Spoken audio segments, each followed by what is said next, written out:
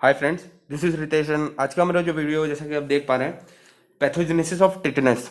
तो मैं already tetanus disease पे एक वीडियो बना चुका हूं जिसमें आपको पूरा डिटेल डिस्क्रिप्शन मिलेगा, उसकी इटियोलॉजी, क्लिनिकल साइन, डायग्नोसिस और उसी से जुड़ी लीजन्स वगैरह सारी डिटेल डिस्क्रिप्शन आपको उस वीडियो में मिल जाएगा।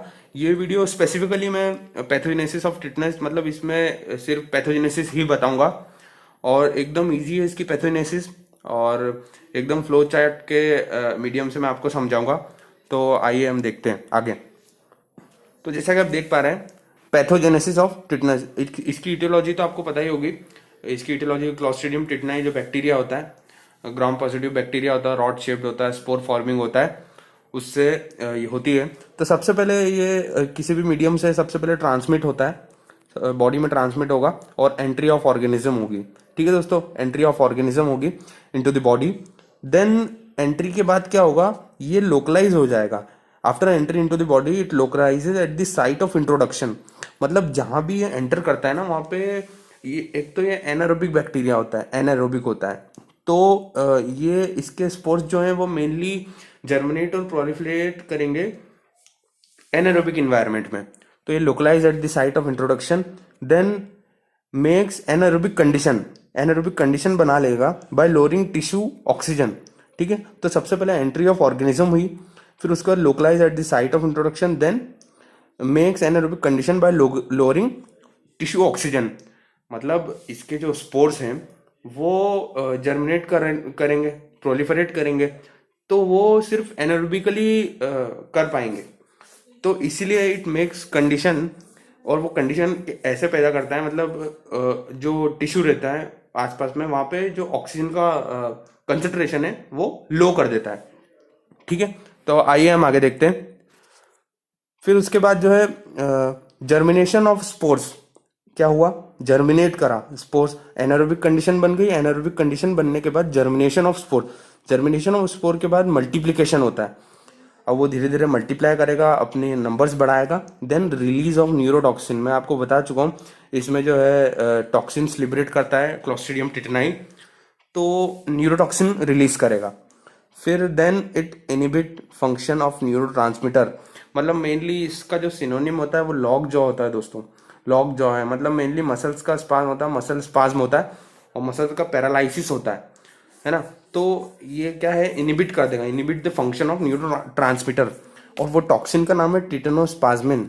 जैसा कि आप देख पा रहे हैं नीचे लिखा हुआ है, टिटेनोस्पाज्मिन जो है वो करता है। तो सबसे फिर क्या हुआ, उसके बाद जर्मिनेशन ऑफ स्पोर्स हुए, मल्टीप्लिकेशन हुआ, न्यूरोटॉक्सिन का रिलीज हुआ, इनिबिट फंक्शन ऑफ न्यूरोट्रांसमीटर, और टॉक्सिन जो है लिबरेट करता है टिटेनोस्पाज्मिन। ठीक है दोस्तों, तो आइए हम आगे देखते हैं।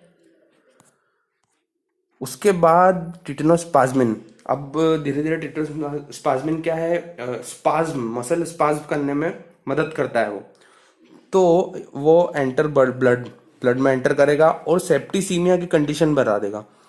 मतलब अगर कोई भी बैक्टीरिया है वो ब्लड में एंटर कर जाता है तो उसको सेप्टिसीमिया बोलते हैं। Presence of bacteria in the blood is known as septicaemia. तो ब्लड में एंटर करेगा और धीरे धीरे various parts of the body में डिसेमिनेट होगा। मसल स्पाज्म होने लगेगा, स्पाज्म ऑफ वॉलेंट्री मसल, जो भी वॉलेंट्री मसल है वो भी स्पाज्म होने लगेगी। धीरे धीरे पैरालिसिस कॉज करता है मेनली, और डेथ होती है।